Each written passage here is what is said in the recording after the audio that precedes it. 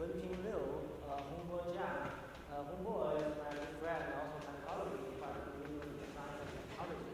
And also another co-author is Yang Yang and Ze Mengqin.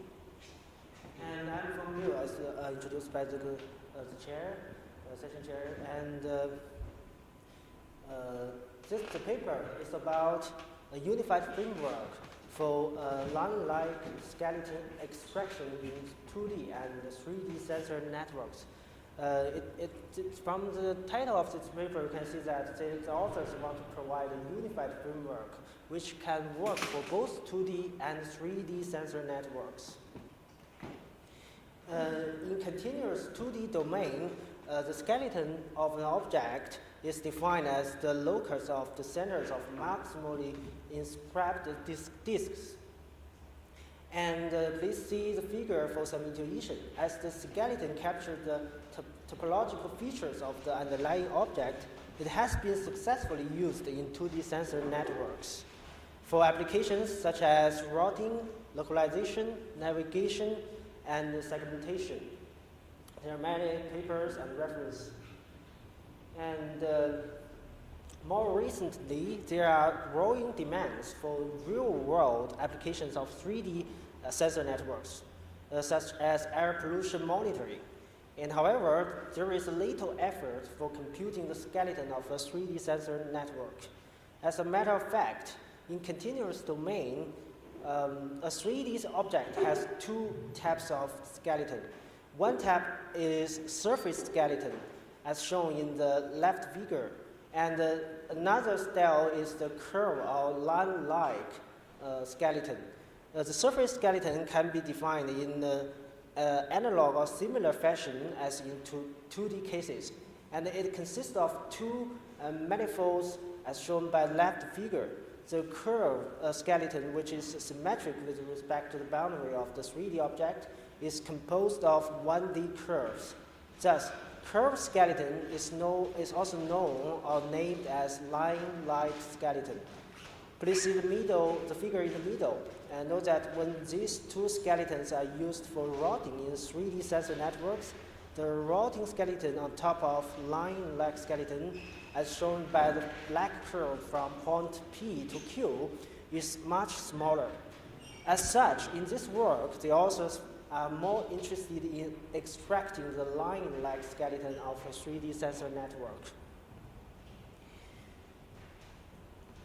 Since the skeleton of a 2D sensor network and the 3D sensor network are both line-like, so the authors provide a unified framework for line-like skeleton extraction in both 3D and 2D sensor networks, which is the main contribution of this paper.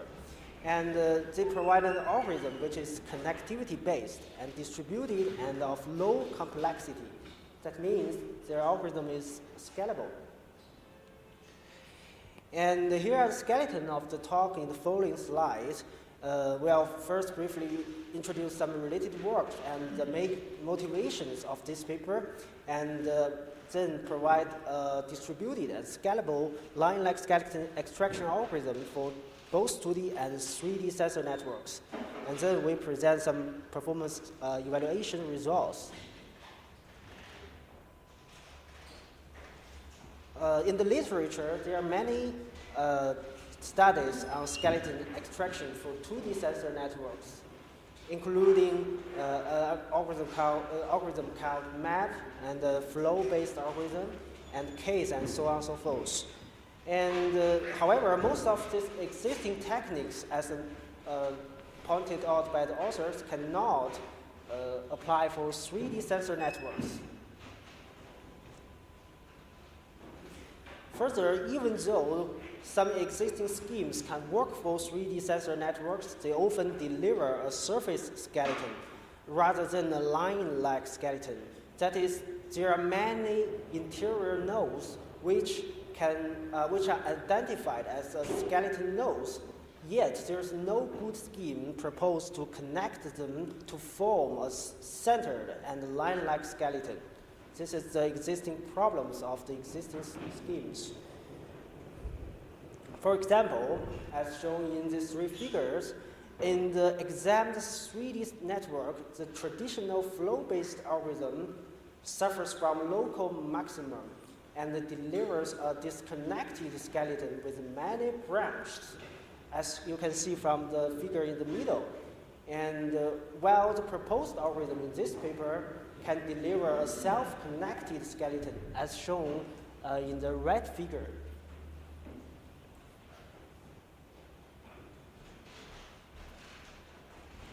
So what are the motivations? We can see from the previous slides there are some problems in existing schemes. And how can we address these existing problems via the new proposed algorithm? This is based on two of the motivations. The first motivation is the fact that from any line-like skeleton point, such as the point P in this figure, it has more than two feature points, and the geodesic shortest passes between its feature points form at least one loop, which separates the boundary into connected components, while the shortest path of a non-line-like skeleton point, such as the point Q in this figure, only forms a non-loop curve. The second motivation of this paper is that since the geodesic shortest passes of a skeleton point decompose the boundary into components, the skeleton point, whose maximal component is the globally maximum, is the most important skeleton point. That means it reflects the most details of the object.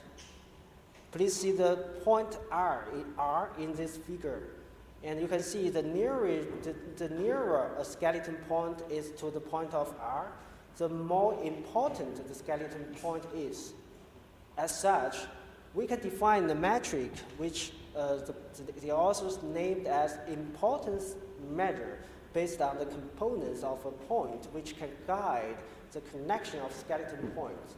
In fact, with the important measure defined by the authors, the skeleton points can be self-connected.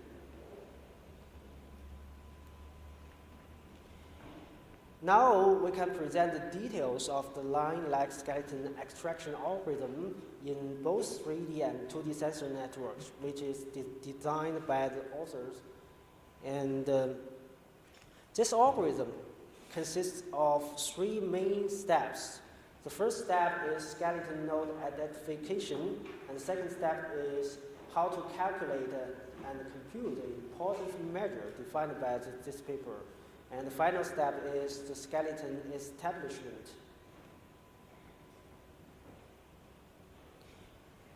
First, to identify skeleton nodes in 2D and 3D sensor networks, we first introduce the unified definition of the line-like skeleton node.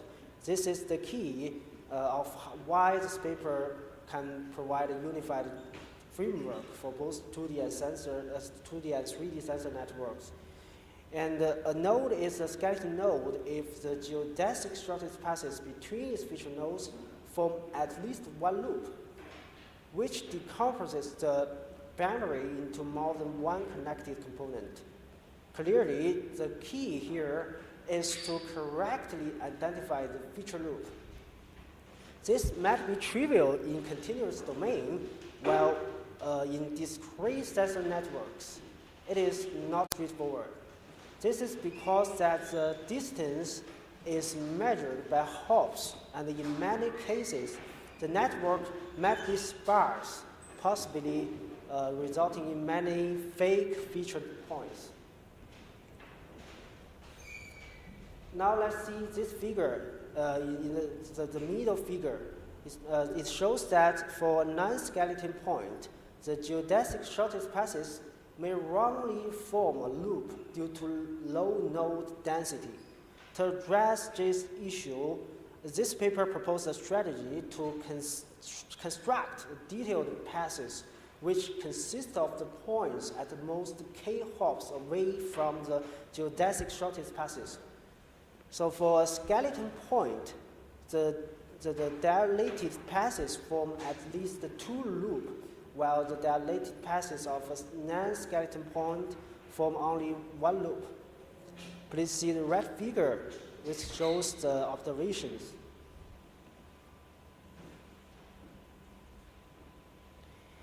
In practice, for each node, the algorithm first computes its near boundary nodes, that is the feature nodes. These feature nodes naturally form feature components, and thus we can connect these components to build the geodesic shortest passes.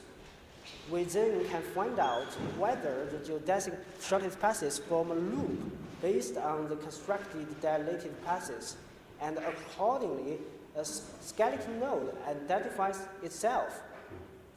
You can see from the red node in the figure, and the blue nodes in the left figure are the feature nodes, and the blue nodes in the red figure are the nodes of dilated passes.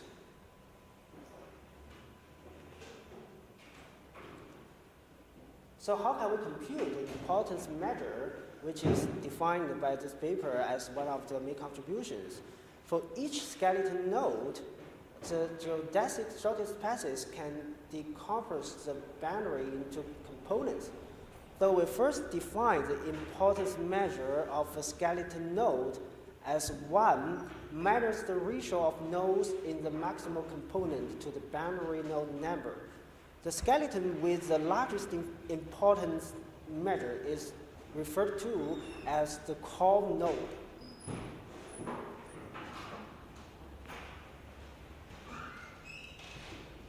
And then the second step is, the final step is to establish skeleton and refine it. So with the assigned importance measure defined by this paper, we can easily connect these skeleton nodes. We are constructing a skeleton tree. In this tree, each node simply regards the neighboring node with maximal importance measure as its parent, and the skeleton tree rooted at the core node is hence generated. In other words, we obtain a coarse skeleton possibly with many parallel branches due to the discrete nature of sensor networks. So finally, we can refine the coarse-grained skeleton by the proposed branch similarity in an iterative fashion.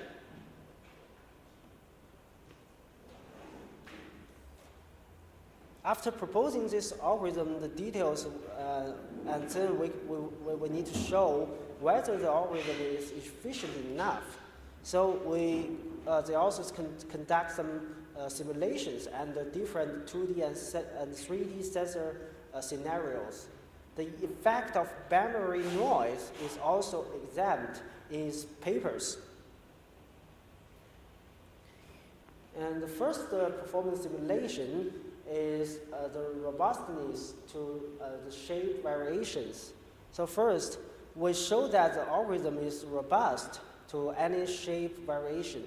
From these figures, you can see that the algorithm always delivers a centered and clean skeleton, which is very clear in this figure. As you can see, the red line, which is the skeleton of the object, while the traditional flow-based algorithm suffers from local maximum, as we mentioned in the related work in previous slides.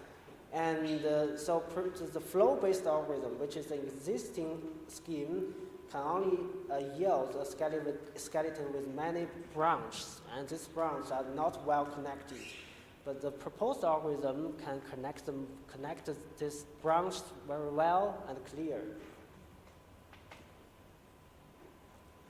Next, the performance simulation is on the robustness to boundary noise, also shown in the series of figures. Now, you can see under different boundary noises, the boundary noises can be generated by adding the boundary nodes randomly and following a normal distribution with mean equals to 0 and some standard deviations in terms of the times of the communication ratio range, which is denoted by the parameter R in this paper. And from these figures, we can clearly see that the robustness is very good of for this algorithm, especially for the boundary noises. And under such scenarios, the algorithms can still well connected the skeleton, and it's very clear. There are not many branches. And finally, the authors also conduct some performance simulation to compare, to show it also works for 2D scenarios. And it compares with some existing solutions, such as MAP and CASE. And from these figures, the authors observed that the skeleton by MAP has many branches due to boundary noises, and the CASE produces only a small part of the true skeleton due to the wrongly chosen parameters. So it's not that robust compared to the proposed algorithm. The skeleton by the proposed algorithm captures the main topological feature of the underlying network. That's the advantage of the proposed algorithm. And it also works for 2D sensor networks. So it indeed provides a unified interface and a framework that works for both 2D and 3D sensor network scenarios. That's the main advantage of the proposed algorithm. And finally, we conclude the paper with some take-home message for you. So the contributions of this paper is mainly the unified definition of line lag, or called curved skeleton of both 2D and 3D sensor networks. And the algorithm used in this framework is a connectivity-based, distributed, and scalable extraction algorithm. And it works for both 2D and 3D sensor networks. Okay, here's all the main ideas of this paper. I'm not an expert in sensor networks, and but I think if you have any questions, you can send emails to the author of the paper, and or if you can tell me the question, I can bring the question to my colleagues. Okay, that's all. Thank you.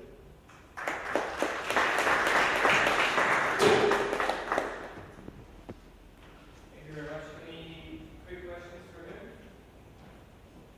I'll have one, and you can have an answer if you don't know it. I didn't quite understand this distributed algorithm, but it seemed to be iterative in some way of picking the nodes to match the skeleton. Yeah. So do you progressively build up the skeleton, or you do it in parallel with all the nodes at the same time? From the keywords of the slides, it seems that the authors can distribute the compute and compose the skeleton.